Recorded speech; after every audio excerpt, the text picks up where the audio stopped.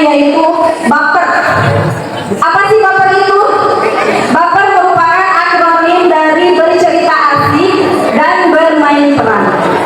Baper ini merupakan program intrakurikuler dengan menggunakan model proyek, menggunakan kegiatan proyek, di mana kegiatan ini saya rencanakan dan saya jalankan untuk menumbuhkan kepemimpinan pada diri murid, di mana suara, pilihan, dan kepemimpinan murid dipromosikan.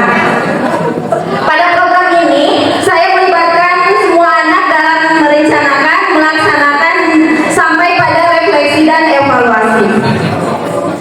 Mengapa saya mengambil program ini? Ada beberapa latar belakang yang latar belakangi program adanya program ini. Yang pertama yaitu bahwa tujuan akhir dari suatu proses pembelajaran di sekolah yaitu untuk mencapai anak-anak yang memiliki karakter profil pelajar Pancasila. Oleh karena itu perlu adanya suatu program untuk menumbuhkan karakter tersebut.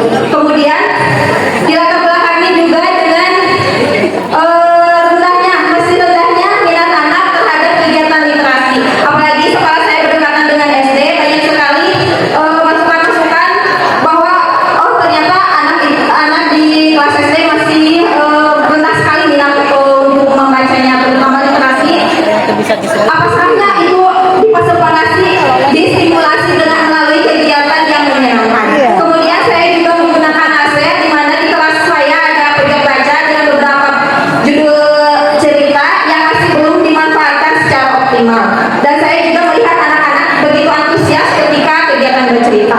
Adapun tujuan dari program ini yaitu yang pertama menstimulasi literasi dasar, terutama kemampuan perseptif dan ekspresi. Kemudian tujuan yang kedua yaitu menanamkan budaya gotong royong, terutama pada elemen kerjasama. Kemudian yang ketiga, membiasakan anak untuk mandiri, terutama untuk memahami minat diri dan menghadapi tantangan yang dihadapi. Adapun